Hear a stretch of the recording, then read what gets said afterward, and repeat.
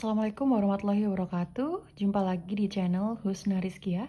Kali ini kita akan lanjut ke part 2, cara mengisi buku KIA yang terbaru di bagian lembar pemantauan harian bayi 0 sampai 2 bulan ya teman-teman. Jadi ini adalah lembaran yang terbaru yang sebelumnya nggak ada di buku KIA ya. Yang ini adalah yang baru yang kita harus ketahui ini gimana cara ngisinya. Ini adalah cara ngisinya ya. Jadi sebenarnya keterangannya ada di paling bawah nih ya, yang bagian ini ya, ada warna biru, orange, kuning, sama agak kemerahan ya. Jadi cara mengisinya itu yang kita mulai dari awal ya. Sebenarnya untuk yang ini untuk usia 0 sampai 2 bulan yang kita balikin. Nah, yang bagian belakangnya ini adalah 2 sampai 5 tahun. Ini pemantauan harian, jadi usia 1 hari sampai 60 hari. Kalau kita lihat nih, warnanya beda ya. Birunya agak terang, kemudian agak gelap, kemudian sangat gelap ya. Maksudnya ini adalah 0 hari, maksudnya usia 1 hari sampai usia 2 hari, itu adalah KN1 atau kunjungan neonatal yang pertama. Kemudian kunjungan neonatal atau kunjungan bayi yang kedua adalah usia 3 hari sampai 8 hari. Kunjungan neonatal yang ketiga adalah usia 9 hari sampai 28 hari. Kunjungan neonatal yang keempat adalah usia 29 hari sampai 60 hari, ya kan? Tapi yang kita lakukan sejauh ini adalah kunjungan sampai KN3, ya kan? Kalau misalnya dalam tahap harian ini ada satu aja tanda merah di sini, tanda merah, centangan merah, kita harus segera ke tenaga kesehatan ya. Kita harus pantau. Jadi setiap variabel itu, setiap ini, usia ini harus diisi tiap harinya, kemudian diparaf oleh kader ya.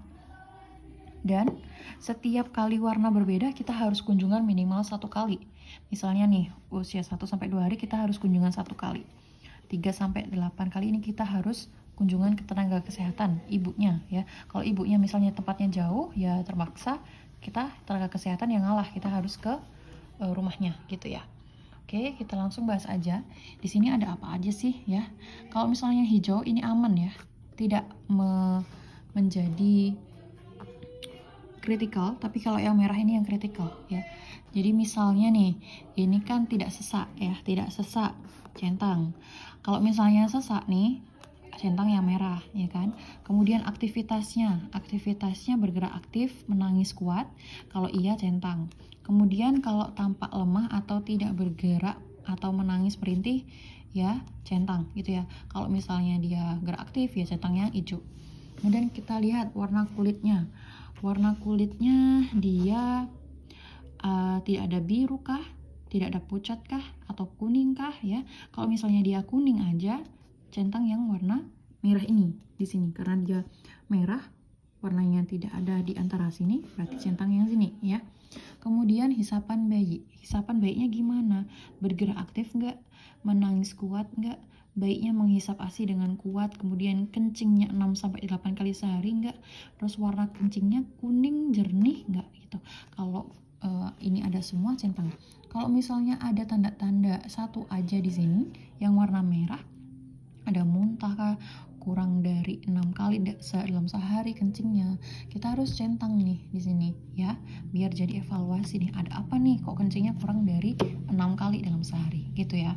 Kemudian kejang, bayinya kejang nggak? Oh, kalau nggak kejang, centang yang bukan kejang.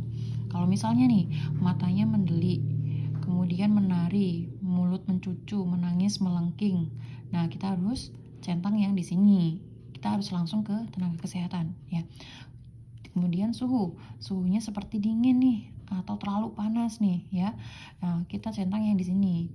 Kalau misalnya suhu yang normal itu antara 36,5 sampai 37,5 derajat Celcius, itu yang normal ya.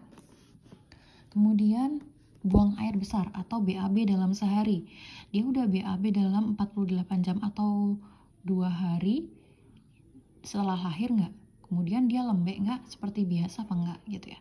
Kalau ada perbedaan seperti misalnya belum BAB lebih dari 48 jam setelah lahir, atau tidak ada anus, atau BAB keluar dari lubang di sekitar anus, BAB seperti dempul, atau BAB lebih sering dan lebih encer, nah itu namanya mencret ya.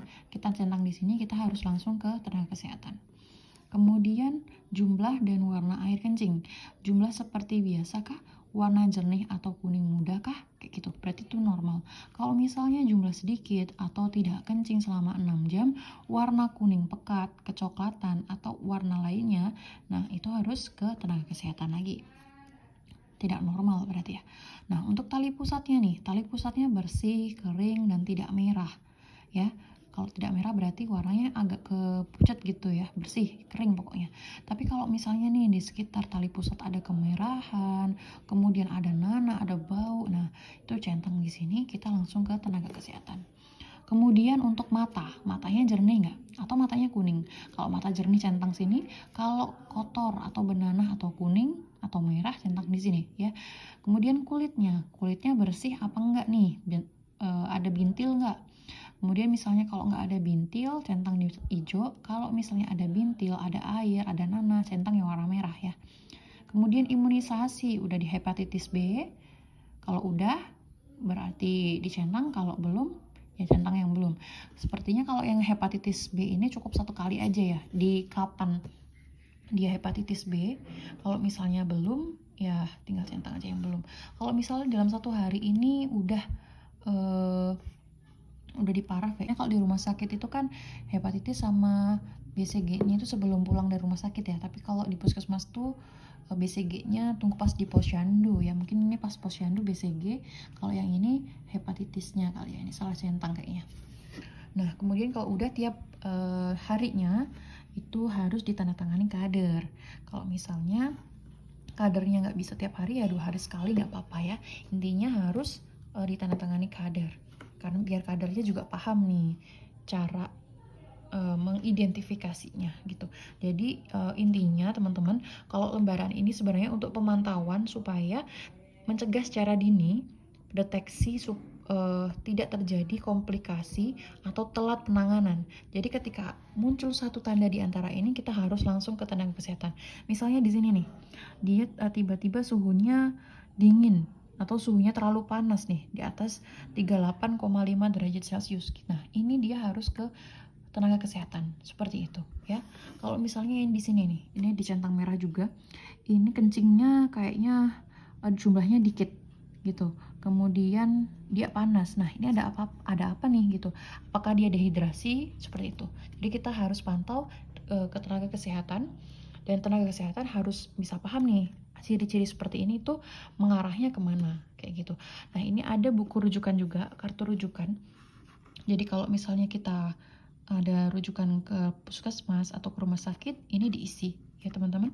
Ini bisa diisi oleh tenaga kesehatan ya, atau oleh kadernya, nggak apa-apa ya. Oke, misalnya ini sebab rujukan gitu ya. Oke, ini kartu rujukannya, rujukan tanggal berapa, dirujuk kemana, misal puskesmas. Sebab dirujuk mungkin karena kencingnya kurang dari 6 kali dalam sehari gitu ya. Klasifikasi sementara, kalau nggak tahu caranya ngisi, dikosongin aja. Kemudian tindakan sementara juga misalnya kasih air minum kah, atau pemberian ASI kayak gitu ya. Kemudian yang merujuk tanda tangan ya kadernya ya. Kalau tenaga kesehatan yang merujuk tinggal tanda tangan di sini. Oke, sepertinya untuk yang 0 sampai 2 bulan sudah paham ya teman-teman ya. Ini untuk pemantauan harian ya. Kalau untuk pemantauan mingguan ada di baliknya. Untuk pemantauan mingguan, ini judulnya aja udah ketahuan ya, pemantauan mingguan balita. Ini untuk usia 2 sampai 60 bulan. Kemudian sama kayak yang tadi ya. Cuma ini bedanya usia 2 bulan. Usia 2 bulan ini 2 bulan ini dalam satu garis ini adalah minggu pertama. Kemudian ini adalah minggu kedua. Kemudian yang ini adalah minggu ketiga, ini adalah minggu keempat, kayak gitu ya. Jadi ini tiap minggu ngisinya. Jadi kalau misalnya nih napasnya minggu pertama dia normal, kemudian dia nggak ada cuping hidung ya, berarti kan nggak usah diisi aja ya. Kemudian di usia 2 bulan itu ada batuk grok-grok nggak? Oh, nggak ada nih kan, nggak ada. kemudian batuk dengan bunyi gerorok menging. Nah, kalau misalnya nggak ada centang, ini tiap minggu, minggu pertama ya. Terus minggu pertama dia demam nggak? Oh enggak gitu ya. Kemudian dia diare nggak? Oke, oke ya. Dia diare nggak? Oh enggak gitu ya. BAB-nya seperti biasa. Kemudian air kencingnya seperti biasa nggak? Oh iya, sama. Kemudian warna kulitnya sama seperti biasa gitu ya. Kemudian aktivitasnya, oh nangis kayak biasanya. Kemudian hisapan bayinya, oh dia kencing 6-8 kali sehari, terus kuningnya jernih, terus dia bergerak aktif, kuat gitu ya. Oke. Kemudian pemberian makanan, tapi dia kalau belum makan berarti nggak usah dicentang ya, karena ini masih usia 2 bulan. Kecuali kalau masih udah usia 6 bulan yang bagian ini nanti dia boleh dicentang yang bagian sini. Misalnya udah usia 6 bulan, 1, 2, 3, 4, 5, 6 di sini ya. Tetap ini paraf kader. Misalnya gini ya, paraf kadernya ya. Ini minggu pertama. Kemudian minggu kedua, oh dia normal seperti biasa nih. Kalau misalnya dia minggu kedua normal, kita centang semuanya ya kan, normal gitu. Oke, minggu kedua normal semua. Kemudian minggu ketiga, oh normal napasnya, batuknya dia nggak grog-grog ya kan. Kemudian dia juga nggak demam, dia nggak diare, kencingnya seperti biasa, kulitnya normal, aktivitasnya seperti biasa, hisapan bayi biasa. Kemudian dia belum makan, oke. Kemudian napasnya, oh napasnya nggak grog-grog lagi, dia udah nggak batuk juga, kemudian nggak demam, kemudian dia nggak diare, kemudian air kencingnya bagus, warna kulitnya bagus, aktivitasnya bagus, hisapannya bagus ya. Nah ini sebenarnya paraf kader ini yang terakhir aja nggak apa-apa ya, tapi kalau mau awal juga nggak apa-apa sih ya. Tapi bagusnya sih yang paling akhir aja, kadernya tanda tangan. Jadi usia 2 bulan terakhir itu kader tanda tangan. Begitu pula di usia 3 bulan, 4 bulan sampai usia 60 bulan ya. Centangnya ini tiap minggu. Oke, tiap minggu di garis saat ini. 1 minggu, 2 minggu, 3 minggu, 4 minggu ya. Seperti itu. Dan ini untuk kartu rujukannya ya teman-teman. Seperti biasa, semoga ini bisa membantu ya cara ngisinya, nggak bingung kan ya. Oke, kalau misalnya kalian bingung dan ada yang ingin tanyain atau pengen bahas lebih lanjut, kalian bisa chat di kolom komentar ya. Siapa tahu nanti saya bisa jelasin di video part selanjutnya. Oke, dari sini terima kasih. Kalau kalian ada saran ataupun, kalian bisa komen di bawah. Jangan lupa subscribe biar kalian tahu informasi terbaru dari saya. Sampai jumpa. Assalamualaikum warahmatullahi wabarakatuh.